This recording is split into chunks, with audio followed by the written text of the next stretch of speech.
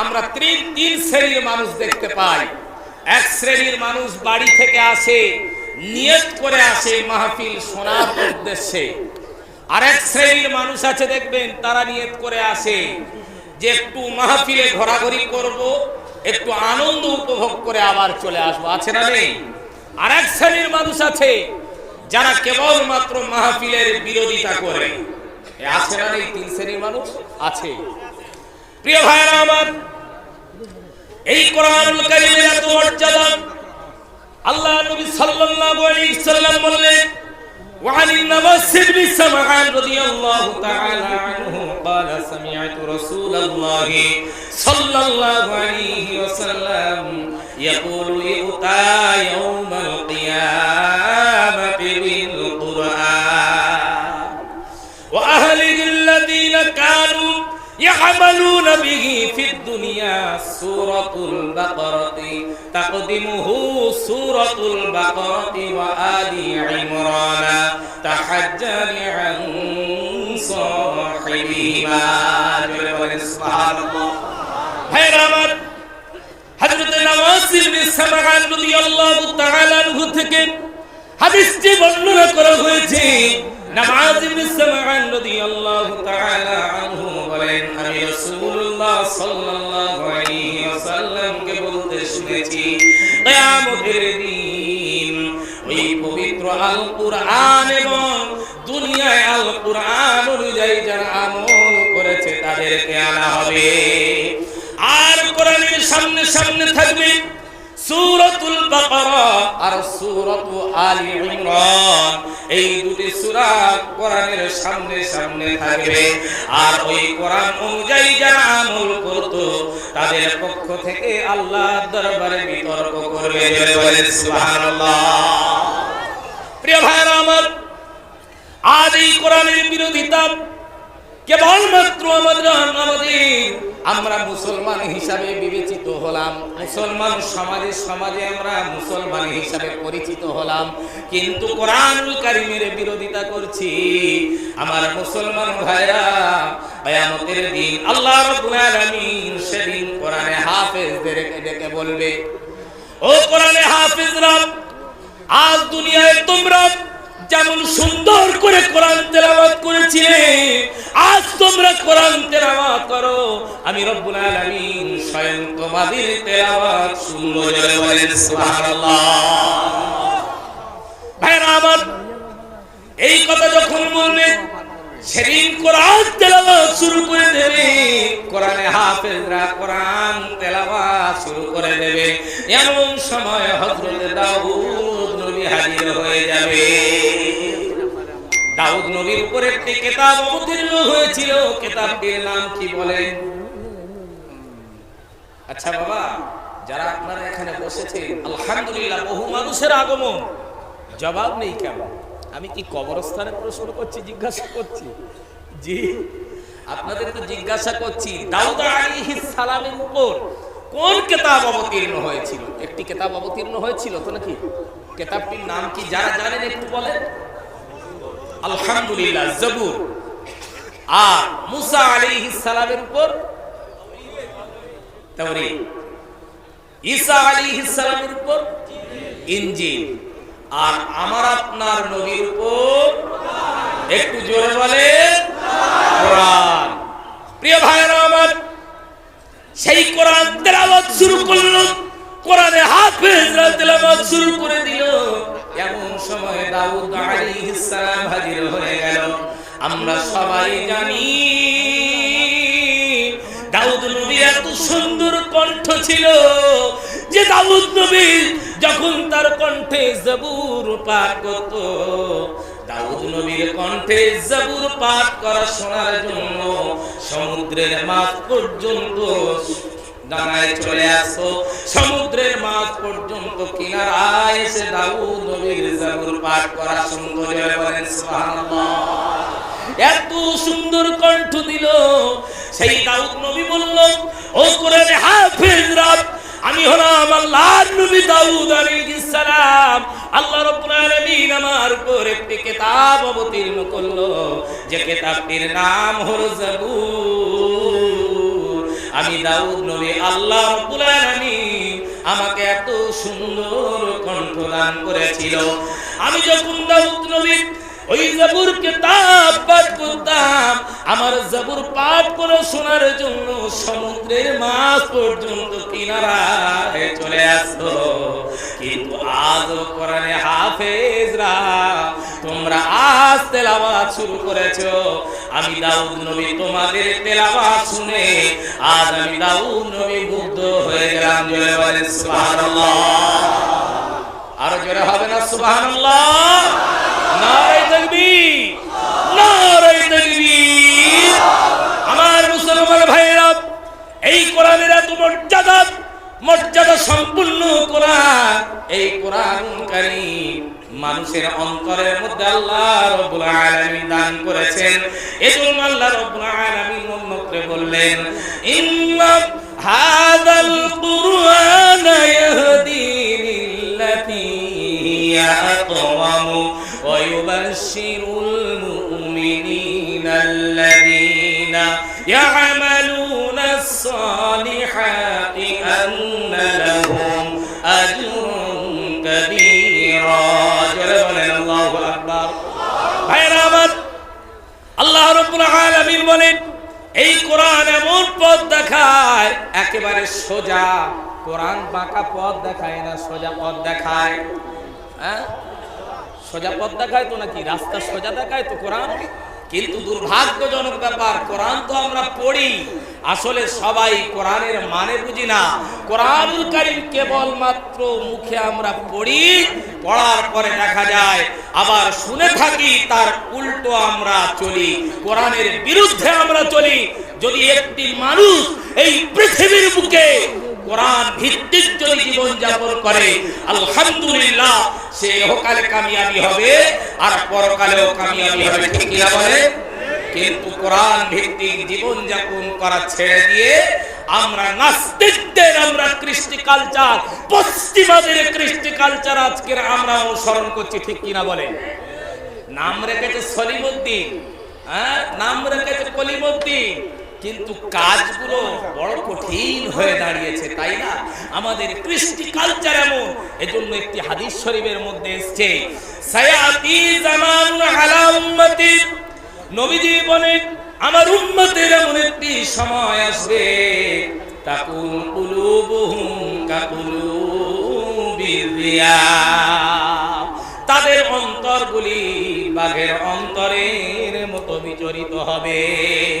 ওয়া কালামুহুম কালামিল আম্বিয়া, আর তাদের কথাবার্তা হবে পয়গম্বরদের কথার মতো নীতিপূর্ণ। ওয়া ফি'লুহুম কাফি'লিল ফারাইনা, এরপর আল্লাহ নবী বললেন আর তাদের কৃষ্টি কালচার হবে ফিরাউন কাফেরদের চাইতে অত্যন্ত জঘন্য। তাদের মতো বলেনি, তাদের চাইতে অত্যন্ত জঘন্য। এরপরে আল্লাহ নবী বললেন ওয়ানা বারিউম মিনহুম, আমার সঙ্গে তাদের কোনো সম্পর্ক নাই। ওহুম বারিউনা মিন্নি, আর তাদের সঙ্গে আমার কোনো সম্পর্ক নাই। এখন বলে আমাদের সমাজে আমরা কেবলমাত্র কোরআনুল কারীমের কথা বলি, কোরআনুল কারীমের কথা আমরা শুনি, শোনার পরে আমরা তার উল্টো আচরণ করে চলছি, সেই কোরআন বিরোধী আমরা আচরণ করছি, পশ্চিমাদের কৃষ্টি কালচার আমরা গ্রহণ করেছি। করি না? করে না?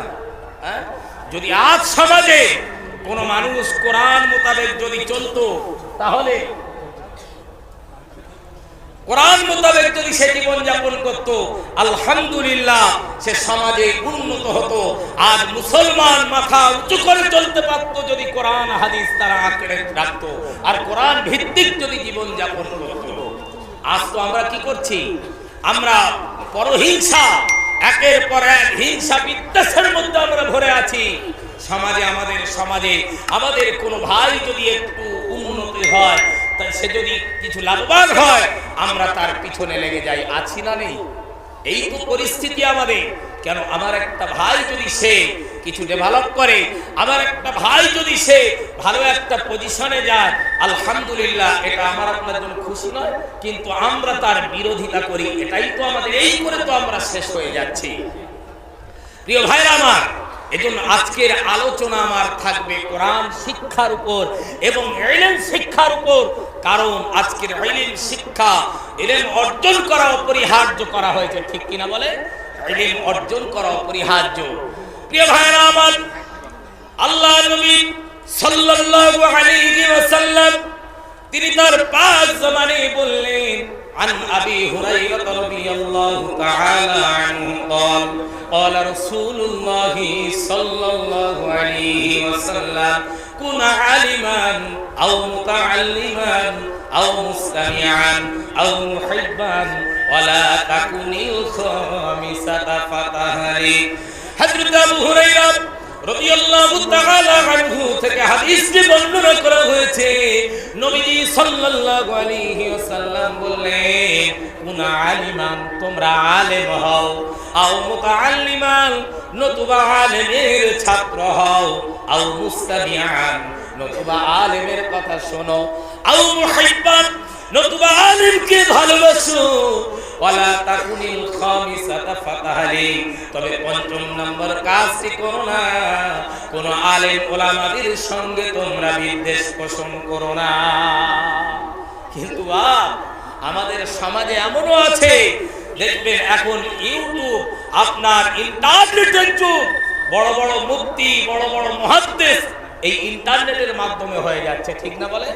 মোবাইল রেখেছে পকেটে, বিভিন্ন অ্যাপস ডাউনলোড করছে, বুখারী শরীফ, মিশকাত শরীফ, আবু দাউদ শরীফ, ইবনে মাজাহ, নাসাই শরীফ, বিভিন্ন হাদিস ডাউনলোড করছে, করার পর বলে, এই আমি বুখারী শরীফে দেখেছি, ও হুজুর জানে না, এ হুজুর জানে না, মানে মাদ্রাসায় জীবনে গেল না বা ও বুখারী শরীফ মোবাইলে পড়ে সব শিক্ষা অর্জন করেছে।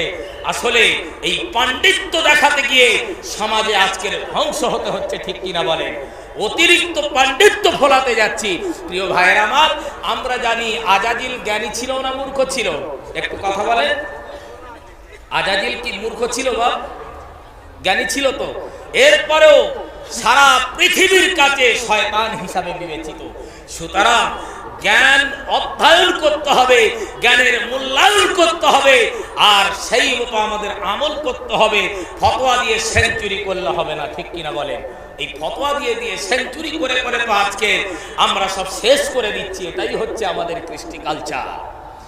প্রিয় ভাইরা আমার, একটি হাদিস বলি, কিয়ামতের দিন তিন শ্রেণীর মানুষ, তারা সেদিন জান্নাতে যাওয়ার জন্য প্রতিযোগিতা শুরু করে দেবে। এই তিন শ্রেণীর মানুষ জান্নাতে যাওয়ার জন্য প্রতিযোগিতা শুরু করে দেবে। এক নম্বর হলো হাজী, দুই নম্বর হলো, চার শ্রেণীর মানুষ সেদিন প্রতিযোগিতা শুরু করবে। এক নম্বর হলো হাজী, দুই নম্বর হলো দাতা, আর তিন নম্বর হলো শহীদ, চার নম্বর হলো আলেম। তাদের এই প্রতিযোগিতা দেখে আল্লাহ রাব্বুল আলামিন ফেরেশতা জিবরাইল আলাইহিস সালামকে পাঠিয়ে দেবে। ও ফেরেশতা জিবরাইল, যাও আমার চার বান্দার মধ্যে ফয়সালা করে দিয়েছো। এই ফয়সালা করার জন্য জিবরাইল আলাইহিস সালাম তিনি যখন আসবেন, আসার পরে সর্বপ্রথম হাজীকে ডাকবে, ওগো হাজী, আজ তুমি প্রতিযোগিতা করছো, সব চাইতে আগে জান্নাতে যাওয়ার জন্য প্রতিযোগিতা করছো, কিসের জন্য বলো? আল্লাহর হাবিব বান্দা বলবে, ও ফেরেশতা জিবরাইল, আমি আল্লাহর খানায় কাবা বাইতুল্লাহ শরীফ তাওয়াফ করেছি, আমি আল্লাহর খানায় কাবা তাওয়াফ করেছি, হজ সম্পন্ন করেছি, এই জন্য আমি আগে জান্নাতে যাওয়ার জন্য প্রতিযোগিতা শুরু করেছি। আল্লাহর ফেরেশতা হযরত জিবরাইল আলাইহিস সালাম বলবে, ও আল্লাহর হাজী বান্দা, তুমি এই কথা কার কাছ থেকে শুনেছিলে বলো? আল্লাহর হাজী বান্দা বলবে, ও আল্লাহর ফেরেশতা জিবরাইল, এই কথা দুনিয়ায় হজ সংক্রান্ত বিষয়ে, হজের ফজিলত সম্পর্কে দুনিয়ায় আমি আলেমদের কাছ থেকে শুনেছিলাম। জোরে বলেন না সুবহানাল্লাহ। ভাইরা আমার, এই কথা বলার পরে আল্লাহর হাজী বান্দা লজ্জায় পিছিয়ে আসবে, এরপরে ডাকবে আল্লাহর দাতা বান্দা। আল্লাহর দাতা বান্দাকে ডেকে বলবে, ও আল্লাহর দাতা বান্দা, তুমি কিসের জন্য আগে জান্নাতে যাওয়ার জন্য প্রতিযোগিতা শুরু করেছো? আল্লাহ ফেরেশতা জিবরাইল আলাইহিস সালাম এই কথা জিজ্ঞাসা করার পরে আল্লাহর দাতা বান্দা বলবে, ও আল্লাহর ফেরেশতা জিবরাইল আলাইহিস সালাম, এই জন্য আমি আগে জান্নাতে যাওয়ার জন্য প্রতিযোগিতা শুরু করেছি, কারণ আমি দুনিয়ায় মসজিদ মাদ্রাসায় দান করেছিলাম, এত পরিমাণে দান করেছিলাম, এই দানের বিনিময়ে আজ আমি আল্লাহ জান্নাতে যাওয়ার জন্য, আজ আমি দাতা বান্দা জান্নাতে যাওয়ার জন্য প্রতিযোগিতা শুরু করেছি। আল্লাহর ফেরেশতা জিবরাইল আলাইহিস সালাম এরপরে বলবে, দাতা দান সম্পর্কে, দানের ফজিলত সম্পর্কে দুনিয়ায় কার কাছ থেকে শুনেছিলে? এই কথা বলার পরে সেদিন আল্লাহর দাতা বান্দা সেদিন বলবে, আজ আমি দুনিয়ায় আলেমদের কাছ থেকে শুনেছিলাম। লজ্জায় আল্লাহর দাতা বান্দা পিছিয়ে আসবে। এরপরে তৃতীয় জনকে ডাকবে কে? আল্লাহর শহীদ বান্দা। এখন বলেন, শহীদ বান্দাদের মর্যাদা কম না বেশি? বলেন, হ্যাঁ বেশি না?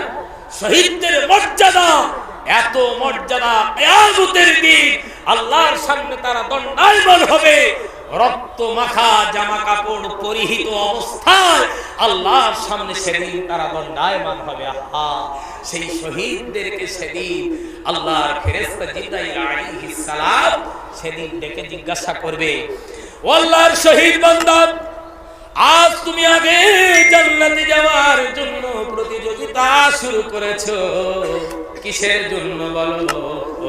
আল্লাহর ওই শহীদ বান্দা বলবে, ও আল্লাহর ফেরেশতা জিবরাইল, আমি এই জন্য আগে জান্নাতে যাওয়ার জন্য প্রতিযোগিতা শুরু করেছি, আল্লাহর দ্বীন কায়েমের জন্য, আল্লাহর দ্বীন প্রতিষ্ঠা করার জন্য আমি শহীদ বান্দা জীবনটা বিলিয়ে দিয়েছি। ওগো আল্লাহর শহীদ বান্দা, ওগো আল্লাহর ফেরেশতা জিবরাইল, এই জন্য আমি শহীদ বান্দা আগে জান্নাতে যাওয়ার প্রতিযোগিতা শুরু করেছি। এরপরে হযরত জিবরাইল আলাইহিস সালাতু ওয়াস সালাম জিজ্ঞাসা করবে, ও আল্লাহর শহীদ বান্দা, দুনিয়ায় তুমি কার কাছ থেকে শহীদদের ব্যাপারে, শহীদদের মর্যাদার ব্যাপারে দুনিয়ায় কার কাছ থেকে শুনেছিলে?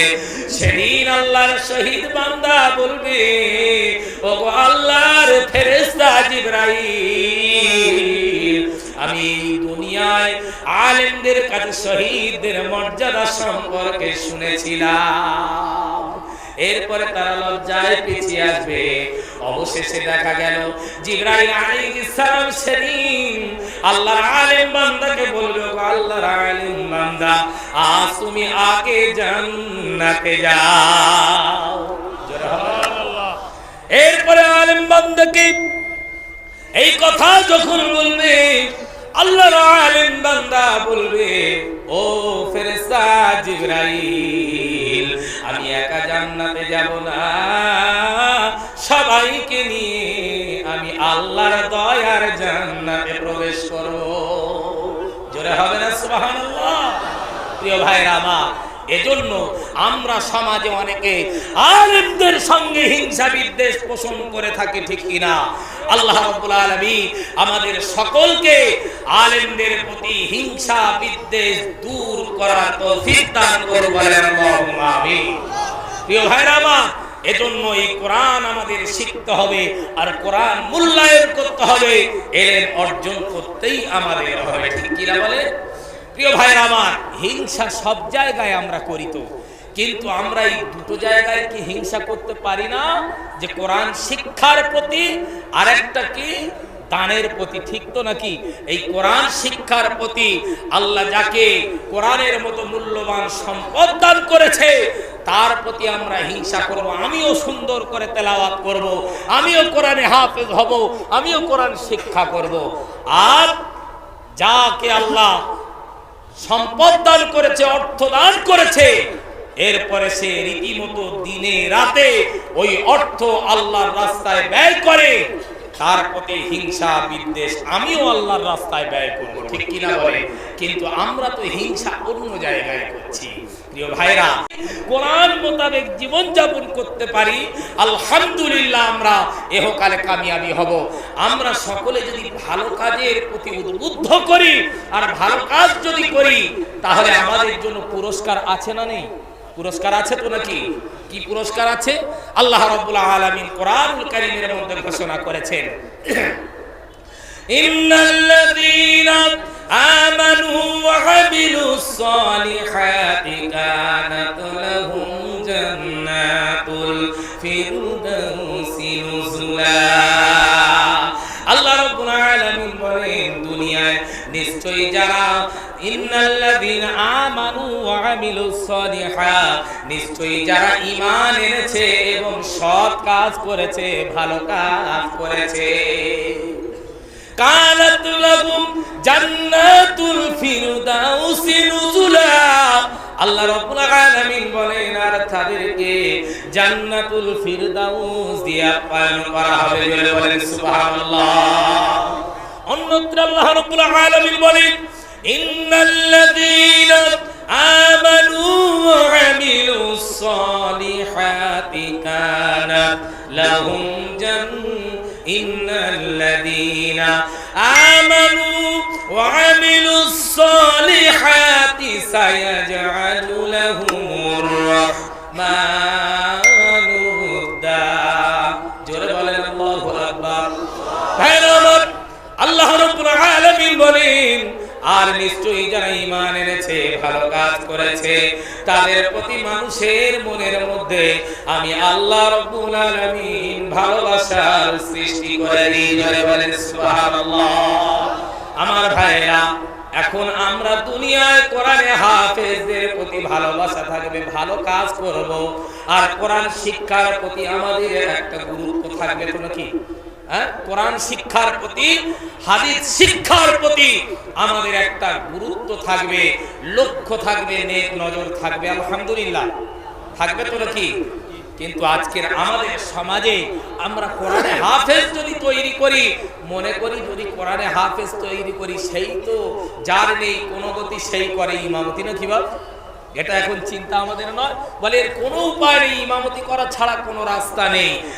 আমার ছেলেটার যদি কোরআনে হাফেজ তৈরি করি, তাহলে যদি ইমামতি করে খেতে হয়, তার থেকে ডাক্তার, মাস্টার, ব্যারিস্টার, উকিল, উচ্চ পদস্থ কোনো অফিসার তৈরি করব, এই লক্ষ্যে আমরা তার পিছনে মেহনত করি। কেন? উচ্চ অফিসার সে কোরআন শিক্ষা করেও কি হতে পারে না? নিশ্চয়ই পারে তো নাকি? এই কোরআন শিক্ষা প্রতি আমরা অনেক মুসলমান আছি যারা আমরা এই মাথায় টুপি দাড়ি দেখলে আমরা ঘৃণা করি, ঠিক কিনা বলে? গায়ে কম তো দূরের কথা, আমরা এই মুসলমান সমাজের মধ্যে কোরআন শিক্ষার প্রতি টুপি দাড়ি দেখলে আমাদের অনেকের গা চুলকায়, দেখলে ক্রিটিসাইজ, রহস্য করি। প্রিয় ভাইরা আমার, আজকের ছোট্ট একটি দৃষ্টান্ত দিই। আপনার মা মারা গিয়েছে, আব্বা মারা গিয়েছে, হঠাৎ দেখা গেল চার ভাই, এক ভাই পুলিশ অফিসার, এক ভাই মাস্টার, এক ভাই ডাক্তার, আর এক ভাই কোরআনে হাফেজ অথবা আলেম। মা মারা গিয়েছে, মাকে সামনে রেখে যখন জানাজা পড়ানো হবে, পড়াবে কে? মাস্টার তো নাকি? তার সমাজে একটা নাম ডাক ছিল, সেই পড়াবে তো নাকি? কথা বলেন না? না ডাক্তার পড়াবে, মাস্টার পড়াবে, উকিল পড়াবে, পড়াবে কে? সেই টুপিওয়ালা দাড়িওয়ালা কোরআনে হাফেজ মায়ের জন্য জানাজার প্রস্তুতি নেবে, জানাজা পড়াবে। এরপরে প্রিয় ভাইরা আমার, আজ কোরআন শিক্ষার প্রতি আমরা এত অনীহা, আমাদের এই কোরআনের বিরোধিতা করি। মা মারা গেল, সম্পদ, মূল্যবান সম্পদ রেখে গেল কোরআনে হাফেজ। গরিব মানুষ, অসহায় মানুষ মাদ্রাসায়, এতিমখানায় দিয়েছিল, হঠাৎ দেখা গেল পিতাহারায় এতিম বাচ্চা, মা কষ্ট করে লোকের বাড়ি ভিক্ষা করে করে ডিম বিক্রি করা টাকা নিয়ে, ভিক্ষা করা টাকা নিয়ে মাদ্রাসায় ওই বাচ্চার জন্য পাঠিয়েছিল। সেই কোরআনে হাফেজ যখন কোরআনে হাফেজ হলো, এরপরে হঠাৎ শুনলো মা মারা গিয়েছে। মায়ের মারা যাওয়ার খবর শুনে বাচ্চা কাঁদতে কাঁদতে ছুটে এসেছে। হঠাৎ দেখা গেল গাড়ি বন্ধ, বাচ্চার মন মানে না, হাঁটতে হাঁটতে মায়ের জানাজার জন্য চলে এলো। মাকে সামনে রেখে কোরআনে হাফেজ সামনে দাঁড়িয়ে গিয়ে সকলের সামনে বলছে, ওগো আজ আমার মা তোমাদের কাছে যদি কোনো অন্যায় করে থাকে, ভুল করে থাকে, আল্লাহর রাস্তায় তোমরা আমার মাকে ক্ষমা করে দেবে। এ কথা বলে না বলে না সমাজে আজকের ইমামরা বলে থাকে, ইমাম সাহেবরা বলে থাকে যে এই মাইয়ের যদি সমাজে কোনো ভুল করে থাকে, অন্যায় করে থাকে, আপনারা সকলে আল্লাহর রাস্তায় ক্ষমা করে দেবে। এ কথা বলে। কোরআনে হাফেজ যখন মায়ের জন্য এই ক্ষমা চাইলো, সকলের কাছে ক্ষমা চাওয়ার পর তার জানাজা পড়ালো, চোখের পানি ফেলে ফেলে কোরআনে হাফেজ মায়ের জানাজা পড়ালো। এরপরে দাফন করার পরে সবাই চলে আসে, কিন্তু বাচ্চার মন মানে না। কোরআনে হাফেজ মায়ের কবরের কাছে দাঁড়িয়ে দাঁড়িয়ে সবাই চলে আসে। আমার ভাইয়েরা, এরপরে সকলে যখন চলে আসে, কোরআনে হাফেজ মায়ের জন্য দুটি হাত তুলে কবরের কাছে দাঁড়িয়ে দাঁড়িয়ে দোয়া করে, রব্বির রহমহুমা কামা রব্বায়ানি সগীরা। সবাই পড়ে রব্বির রহমহুমা কামা রব্বায়ানি সগীরা। এরপরে কোরআনে হাফেজ যখন মায়ের কবরের কাছে দাঁড়িয়ে, আব্বার কবরের কাছে দাঁড়িয়ে যখন দোয়া করে, আয় আল্লাহ আমার মা আমাকে কত কষ্ট করে মানুষ করেছিল, আল্লাহ আমার আব্বা দুনিয়া থেকে বিদায় নিয়েছিল, আমার মা পরের বাড়ি ভিক্ষা করে আমাকে মানুষ করেছিল, ওগো আল্লাহ আমার মাতা পিতা যেমন আমাকে শৈশবে লালন পালন করেছিল, আয় আল্লাহ তুমি আমার মাতা পিতাকে তোমার রহমতের কোলে লালিত পালিত করো। বাচ্চা যখন মায়ের জন্য কোরআনে হাফেজ আলেম যখন মায়ের জন্য দোয়া করে থাকে, আল্লাহ রাব্বুল আলামিন বলে ওই বাচ্চার দোয়ার বদৌলতে আমি আল্লাহ রাব্বুল আলামিন তার মায়ের এবং তার আব্বার কবরের আযাব মাফ করে দিই। বলেন সুবহানাল্লাহ। শুধু মাফ করি নাই, মাফ করার সঙ্গে সঙ্গে আমি রব্বুল আলামিন তার মাতা পিতার কবরে তার মাতা পিতার জন্য 8টি বেহেশতের দরজা খুলে দিই। বলেন সুবহানাল্লাহ। ও ভাই, এজন্য বলি আজ আমাদের সমাজে নেক সন্তানের প্রয়োজন আছে না নাই? নেক সন্তানের প্রয়োজন আছে তো নাকি?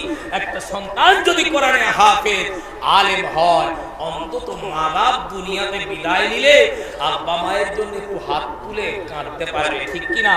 আজ কাঁদার সন্তান পাওয়া যায় তো নাকি? শবে বরাত টু শবে বরাত, ঠিক নয়? শবে বরাত এলে ইমাম সাহেবকে গুঁতো দেওয়া হয়, ইমাম সাহেব আজ শবে বরাতের দিন চলুন আমার আব্বার কবরটা জিয়ারত করি। কেন তোর বাপের জন্য তুই কাঁদতে পারিস না? ইমাম সাহেব কি ভাড়া করা নাকি? ইমাম সাহেব গিয়ে কেঁদে দেবে তবে? প্রত্যেক জুমার দিন জুমার নামাজ আদায় করে মায়ের কবরের কাছে বাপের কবরের কাছে কি একটু হাত তুলে দোয়া করা যায় না? এই নৈতিক দায়িত্ব কি প্রত্যেক সন্তানের নয়? তারা আজ দুনিয়া থেকে বিদায় নিয়েছে, তারা এত কষ্ট করলো, এজন্য আসলে নেক সন্তান হবেটা কি করে বাপ? নেক মা বাপ হলে তবে তো আজকে নেক সন্তান হবে নাকি? কি গো একটু কথা বলেন। নেক সন্তান হতে গেলে মা বাপকে তো নেক হতে হবে, কিন্তু বর্তমানে যদি সিরিয়াল মার্কা মা থাকে, আলহামদুলিল্লাহ সন্তানগুলো কি হবে বাপ? একটু কথা বলেন না, সন্তানগুলো কি হবে? সিরিয়াল মার্কা সন্তান হবে না? মা যদি সিরিয়াল মার্কা হয় তো সন্তান তো সিরিয়াল মার্কা হবে, এর সন্তান হবে কি করে? বা এখন মা বোনেদের চাহিদাও সম্পূর্ণ ভিন্ন প্রকৃতি। এখন যদি আপনাদের এদিকে কি আছে, ওই বন্ধন লোন বলে এগুলো আছে, আছে? সবাই একটু কথা বলেন না, আছে কি? আমি আবার আলোচনায় ফিরে আসবো, সবাই খেয়াল রাখবেন। তাহলে লোন আর বন্ধন আমি তো যা দেখছি বিভিন্ন জায়গায় আল্লাহ ঘুরিয়ে দেখাচ্ছেন, আল্লাহ ঘোরার মতো তৌফিক দান করেছেন, কিন্তু এটা তো সারা পৃথিবীতে মনে হয় কোথাও আর বাদ নেই, তাই না? এটা তো ইহুদিদের একটা চক্রান্ত। কারণ ইহুদিরা জানে মুসলমান যখন বিপদে পড়ে তারা আল্লাহর কাছে হাত তুলে দোয়া করে, আর আল্লাহ তাদের দোয়া শুনে থাকে। আর হুজুর পাক সাল্লাল্লাহু আলাইহি ওয়াসাল্লাম বলছে দোয়া কবুল হওয়ার মূল শর্ত একটাই, সেটা কি? বা হালাল খাদ্য খেতে হবে, তাই তো নাকি? না হারাম মাল ঢুকিয়ে দোয়া করলে তবে কবুল হবে? একটু কথা বলেন। তাহলে হালাল খাদ্য খেতে হবে। ইহুদিরা তারা পরিকল্পনা চক্রান্ত করেছে যে এদের মধ্যে হারাম যদি ঢোকানো যায় দোয়া করবি কবুল হবে না, মারাও সহজ হবে, ঠিক কিনা বলে? এই জন্য কি করলো, ঘর ঘর এখন সুদ ঢুকে গিয়েছে, হারাম খাওয়ার পদ্ধতি তৈরি করে রেখেছে, কাউকে আর এই হারাম ছাড়ছে না, ঠিক কিনা বলে? এই উপস্থিতি সমাজে দেখা যায় যে বন্ধন লোন বলে, ওই যে গ্রুপ লোন সমাজে, আমাদের সমাজে দেখবেন এমনও হয় যে মা বোনেরা তারা তাদের একটা টিম আছে, চতুর্দিকে গোল হয়ে বসে গেল, স্যার এসে মাঝখানে এমন করে বসে গেল মনে হয় যেন বোনাই হাজির হয়ে গিয়েছে, ঠিক কিনা বলেন? বোনাই মানে বোঝেন তো আপনাদের এদিকে কি বলে? দুলা ভাই যেটা বলে, বুঝতে পারছেন তো? বোনাই বলে তো নাকি? আমাদের ওদিকে বোনাই বলে, দুলা ভাইও অনেকে বলে। তো মনে হচ্ছে যেন বোনাই হাজির হয়ে গিয়েছে, এটা লজ্জা করা উচিত নয়। আজকের সমাজে আমরা আমাদের স্ত্রীদের, আমাদের মাদের, আমাদের বোনগুলোর পরপুরুষের কাছে আমরাই ঠেলে দিচ্ছি, ঠিক কিনা? এর জন্য দায়ী আমরা। হঠাৎ কি করলো, তাসলিমা স্বামীকে বলছে, ওগো আমার প্রাণের স্বামী, তুমি এক কাজ করো, আমার একটা ওই 26 ইঞ্চি জান্নাত একটা কিনে দাও। ওই যে সকিনাবু বারবার বলে গ্রুপ লোন থেকে একটা বন্ধনের টাকা দেবে, এটা বারবার বলে।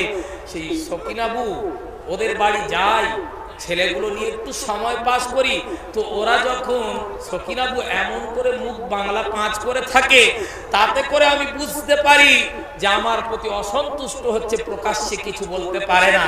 এক কাজ করো, তাসলিমাবু সব সময় বলে আমি ওই বন্ধনের টাকা তুলে এনে দিচ্ছি, তুমি একটা 26 ইঞ্চি জান্নাত কিনে এনে দাও, আমি ঘরে বসে টাইম পাস করব সন্তানদেরকে নিয়ে। এখন বলে যদি স্বামী কথা না শোনে কপালে শুকনো বাজ পড়বে তো নাকি? পড়বে না? বইয়ের পায়ের তলায় জান্নাত তো নাকি বাপ? কথা বলেন না। বইয়ের পায়ের তলায় জান্নাত তো, স্বামী জানে এখন বইয়ের পায়ের তলায় মনে হয় জান্নাত। বইয়ের হুকুম মানা ফরজ মনে হয়, যদি বইয়ের হুকুম না মানি আমার কপালে শুকনো বাজ। বলে ওরে আমার আদরের দুলালি, চিন্তা করিস না, তুই যা শখ করেছিস তোর সব শখ আমি মেটাতে রাজি আছি, আলহামদুলিল্লাহ, তোর জন্য সকল প্রকার আমি প্রচেষ্টা চালিয়ে যাব যাতে তুই সুখে থাকতে পারিস। প্রিয় ভাইরা আমার, এরপরে স্বামী কি করলো, 26 ইঞ্চি একটা জান্নাত এনে বসিয়ে দিল ঘরে, আর বাচ্চাদেরকে নিয়ে টাইম পাস করছে সিরিয়ালের মাধ্যমে। এ জানে নামাজ কাজা করলে কাজা আদায় করা যাবে, সিরিয়াল যদি কাজা হয়ে যায় কাজা মনে হয় আদায় করা মুশকিল হয়ে যাবে, ঠিক কিনা? এই যদি অবস্থা হয়, মা বোনেদের চাওয়া পাওয়া যদি এই রকম হয়, প্রিয় ভাইয়েরা আমার, সন্তানগুলো তাহলে কেমন হবে? সন্তান তো নেক হতে গেলে মাকে নেক হতে হবে। আমরা কি ভুলে গিয়েছি পীরহানে পীর শেখ মুহিউদ্দিন আব্দুল কাদের জিলানী আল বাগদাদী রাহমাতুল্লাহি আলাইহি, তার আব্বা একটা আপেল না বলায় কুড়িয়ে খাওয়ার জন্য কত বছর গোলামি করেছিল বাপ? একটু কথা বলে, কত বছর গোলামি করেছিল? 12 বছর। আর মা বাচ্চা গর্ভে থাকাকালীন প্রতিনিয়ত কোরআন তেলাওয়াত করতো, ঠিক কিনা? বাচ্চা ভূমিষ্ঠ হওয়ার পরেও দোলনায় দোল দিত, আর প্রতিনিয়ত মা কোরআন পাঠ করতো। বলেন না সুবহানাল্লাহ? এই বাচ্চা নেক সন্তান আল্লাহর ওলি হবে না তো এই সিরিয়াল মার্কা মায়ের গর্ভে কি আল্লাহর ওলি জন্মাবে নাকি? প্রিয় ভাইয়ের আমার, এজন্য মাকে নেক হতে হবে। একটা ঘটনা রাখি, আবার ফিরে আসবো। ভাইরা আমার, একদিনের ঘটনা। আল্লাহর নবী, বিশ্ব নবী সাল্লাল্লাহু আলাইহি ওয়াসাল্লাম তিনি একদিন আম্মা জান আয়েশা সিদ্দিকা রাদিয়াল্লাহু তাআলা আনহাকে বলল, ও বিবি আয়েশা, আজ আমি নবীজি বড় খুশিতে আছি আয়েশা, তুমি যা চাইবে আয়েশা, আজ আমি নবীজি তোমাকে সেটাই দেব। জোরে বলেন না সুবহানাল্লাহ। নবী বললেন মানে কত বড় বিষয়। এখন যদি আমাদের সমাজে যদি কোনো স্বামী বলে, ওরে আমার বিবি আজ আমি বড় খুশিতে আছি, আনন্দে আছি, যা চাইবি তাই দেব, এ মনে মনে কি ভাববে বলেন দিন? যা সুযোগ পেয়েছি, আমার স্বামী যা জল্লাদ, আমার স্বামী যা বদমেজাজি, কিছু বলতে পারতাম না, সঙ্গে সঙ্গে বলবো, আমার প্রাণের স্বামী, বহুদিনের একটা আশা ছিল 10 ভরি ওজনের একটা সোনার চেন, তা তুমি যা বদমেজাজি, বলতে তো সাহস পেতাম না, আজ বলেছো যখন, তাহলে এক কাজ করো, আমার একটা 10 ভরি ওজনের একটা চেন বানিয়ে দাও। এরপরে কোন কোন স্ত্রী বলবে, ওগো আমার স্বামী, এক কাজ করো, একটা ভারতীয় আরতি জামদানি আমদানি একটা শাড়ি কিনে দাও। কেউ কেউ বলবে, এক কাজ করো, এখানে শহর কোন জায়গা কাছাকাছি, করিমগঞ্জ। কেউ মনে মনে করবে যে ওগো আমার স্বামী, ওই করিমগঞ্জের বাজারের ধারে, যে বাজারের কাছে আমাদের যে জায়গাটা আছে, ওর থেকে 5 শতক জায়গা আমাকে লিখে দাও, তুমি যদি মরে যাও, বুড়ো হয়ে যাচ্ছ, তো আমার কে দেখবে? আছে না নেই? অনেক চিন্তা ভাবনা। কিন্তু নবীজি কাকে বললেন যে যা চাইবে আজকে তাই দেব, আমি খুশিতে আছি? কথাটা কাকে বললেন বলেন? আয়েশাকে বললেন। ভাইরা আমার, এরপর আয়েশা রাদিয়াল্লাহু তাআলা আনহাকে নবীজি যখন বললেন, বলার পরে আয়েশা রাদিয়াল্লাহু তাআলা আনহা তিনি কিছুই বললেন না। আয়েশা চুপ করে আছেন, কিছুই বললেন না। আয়েশা চুপ করে যখন আছেন, নবীজি বললেন, ও বিবি আয়েশা, কেন এমন করে চুপ করে আছো বলো আয়েশা, এমন করে চুপ করে আছো আয়েশা? আয়েশা বললেন, ইয়া রাসূলুল্লাহ, ইয়া হাবিবাল্লাহ, হুজুর, আপনার কাছে চাইতে গিয়ে যদি কোনো বেয়াদবি হয়ে যায় কিনা, এই জন্য আমি আয়েশা চুপ করে আছি। আপনি যদি আমার পারমিশন দেন, তাহলে আমার একজন পরামর্শদাতা আছে, তার সঙ্গে পরামর্শ করব। পরামর্শদাতা কে বলতে পারবেন? একটু কথা বলেন তো। কি গো বাপ, একটু এদিক ওদিক অন্যমনস্ক হচ্ছে নাকি? আলোচনা অসুবিধা হচ্ছে? অন্যমনস্ক হচ্ছে, একটু ধীর স্থির ভাবে মনোযোগ সহকারে শোনেন, তবে বুঝতে পারবেন। আয়েশা রাদিয়াল্লাহু তাআলা আনহা পরামর্শদাতা কে? আব্বা আবু বকর। জোরে বলেন না সুবহানাল্লাহ। ভাইরা আমার, এরপরে যখন আয়েশা বললেন, ইয়া রাসূলুল্লাহ, ইয়া হাবিবাল্লাহ, হুজুর, আপনি একটু আমার যদি পারমিশন দেন, আমার আব্বা আমার পরামর্শদাতার সঙ্গে একটু পরামর্শ করব। নবীজি বললেন, ও বিবি আয়েশা, যাও, চলে যাও, তোমার পরামর্শদাতার সঙ্গে পরামর্শ করে এসো। যারা মসজিদে নববীতে মদিনা শরীফে গিয়েছেন, মসজিদে নববী থেকে পায়ে হেঁটে আবু বকরের বাড়ি মাত্র 6 থেকে 7 মিনিটের রাস্তা। প্রিয় ভাইরা আমার, এখন বলেন, গভীর রাত্রি যদি কোনো মেয়ে বাপের বাড়ি ফিরে আসে আর দরজায় আওয়াজ দেয় আব্বা, আব্বা দরজা খুলে কি মনে করবে? মনে হয় বুঝি জামাই ভালো রকমের পালিশ করেছে। ঠিক কিনা বলেন? হ্যাঁ, এত রাত্রে মেয়ে কেন? মনে হয় জামাই ভালো রকমের পালিশ করেছে। ভাইরা আমার, হযরত আয়েশা রাদিয়াল্লাহু তাআলা আনহা তিনি চলে গেলেন।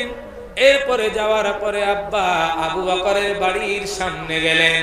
আবু বকরের বাড়ির দরজার কাছে আওয়াজ দিল, আব্বা আব্বা বলে আওয়াজ দিল।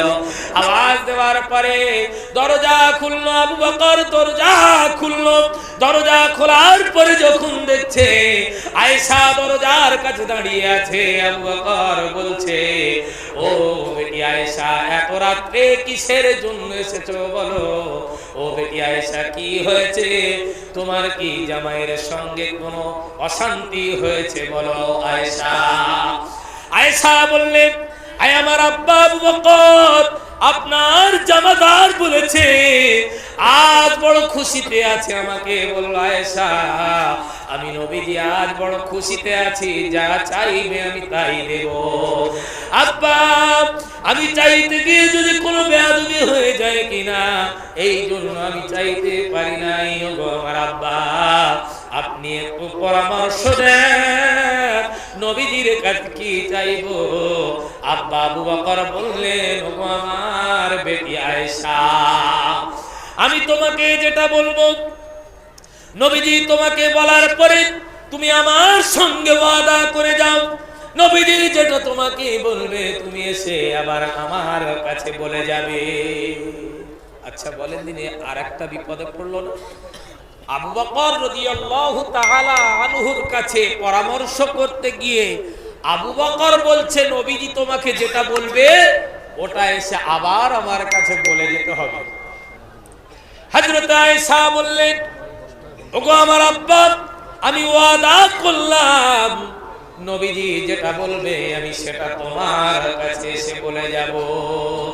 এরপরে হযরতে আবু বকর বললেন, আয়েশা তুমি নবীজিকে প্রশ্ন করবে, নবীজিকে জিজ্ঞাসা করবে, মেরাজের রাত্রিতে আল্লাহ রাব্বুল আলামিন আপনার সঙ্গে যে গোপন কথা বলেছিল ওই গোপন কথা আমাকে বলতে হবে।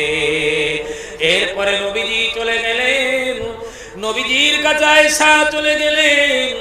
নবীজি বললেন, আয়েশা রে, ও বিবি আয়েশা কি চাও বলো আয়েশা? আয়েশা বললেন, ইয়া রাসূলুল্লাহ, ইয়া হাবিবাল্লাহ, হুজুর আপনার কাছে এটাই আমি চাই, আমাকে বলতে হবে আল্লাহ রাব্বুল আলামিন মিরাজের রাতে আপনার সঙ্গে যে গোপন কথা বলেছিল ওই গোপন কথা আমাকে বলতে হবে।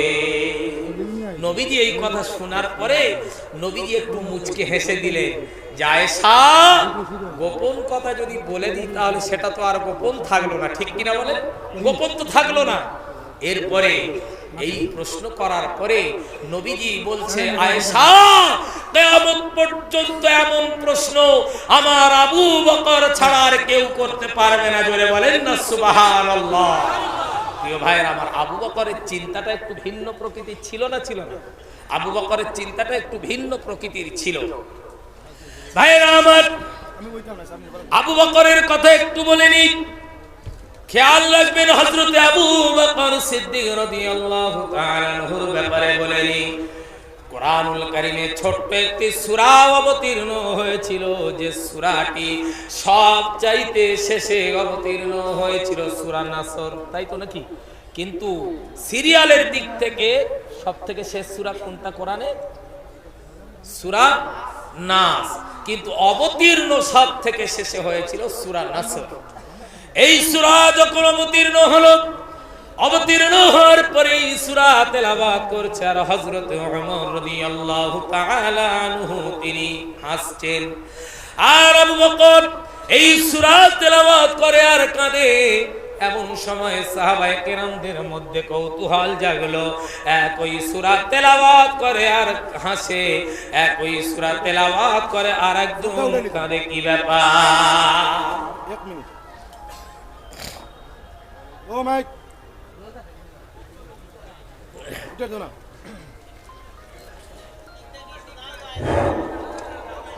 আচ্ছা, একটা দিনে আপনারা স্বেচ্ছাসেবক যারা আছেন